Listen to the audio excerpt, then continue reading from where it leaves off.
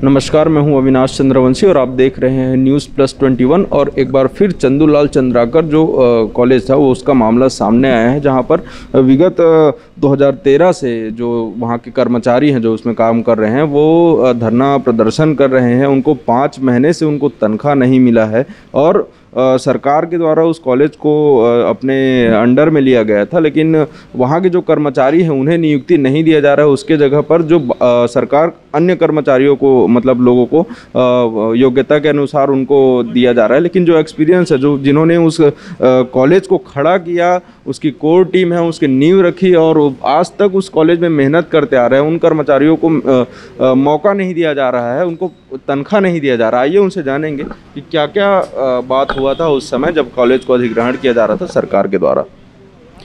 Sir, ये सरकार के द्वारा जो अधिग्रहण किया, उस अधिग्रहण के पहले पुराना जो प्रबंधक था चंदूलाल चंद्राकर, पूरी टीम थी, उन्होंने कर्मचारियों को कहा था कि जब सरकार अधिग्रहण करेगी तो आपको सबको सरकारी कर दिया जाएगा।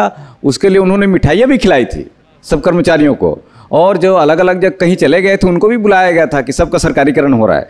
लेकिन जैसे ही जो है सितंबर में इसी अभी 2021 को जब अधिग्रहण हुआ, पूरा कब्जे में ले लिया, उसके बाद इन कर्मचारियों को बोला गया कि अभी हमारे पास काम नहीं है। बल्कि कारण बताओ नोटिस जो कानूनन मिलना चाहिए श्रम कानून के तहत, वो कोई नोटिस नहीं मिला और उनको चुपचाप बैठने की कहा गया। लेकिन आज भी जो कर्मचारी वहाँ ड्यूटी के रूप में जाते हैं, वहाँ बैठते हैं और आज भी ये मांग कर रहे हैं, लगातार वहाँ बैठ करके आंदोलन कर रहे हैं कि हमें यहाँ पर शासकीकरण किया जाए। सरकार के द्वारा ऐसा कोई नियुक्ति नहीं होने के बाद भी आप लोग वहाँ पे अभी भी वहाँ पे आपके जो कर्मचारी हैं वो काम कर रहे हैं?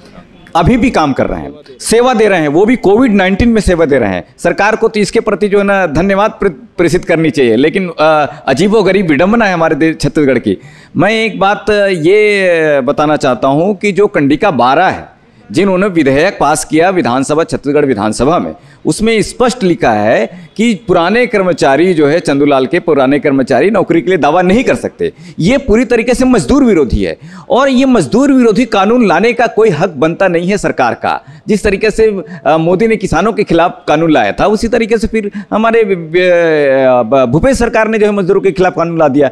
इस कानून के खिलाफ भी हमारी एक लड़ाई है कि एक केवल 101 कर्मचारियों को नहीं, कल और कहीं भी अगर इस तरीके से होता है तो ये कानून को पालन किया। स्वास्थ्य मंत्री जो होता है उसके अंदर में चिकित्सा विभाग और स्वास्थ्य सारे विभाग उसी के अंतर्गत होते हैं, नियुक्ति से लेकर हर चीज। तो उनसे मुलाकात जब आपने किया, क्या उनसे कभी आपने मुलाकात किया? बिल्कुल, उनसे मुलाकात हमारी हुई है। 1-1.5 महीना पहले पौन घंटा उनसे बैठ करके चर्चा हुई। चर्चा में उन्होंने कहा कि इसके ऊपर विधानसभा में बहुत सारी बातें भी हुई थी, इस कंडिका को नहीं लाने का भी बात हुआ, लेकिन पता नहीं कैसे पास हो गया और वो पक्ष और विपक्ष दोनों मिलकर के पास। तो क्या टीएस बाबा उस कंडिका के पक्ष में नहीं है? लगा नहीं है, लेकिन अब वो सरकार उनकी है, हो गया, पास हो गया तो उसको मानना पड़ेगा। उन्होंने यही कहा कि अगर सीएम बोलते हैं तो बिल्कुल आपको नौकरी मिल सकता है, ये सब सीएम के ऊपर है।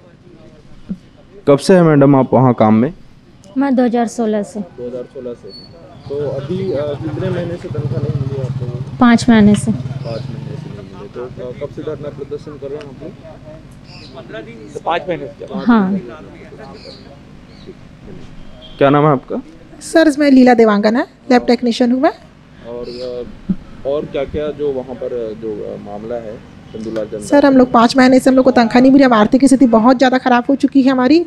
बस सरकार से यही निवेदन कि सबका नियुक्तिकरण कर दिया जाए, बस यही अनुरोध है सरकार से।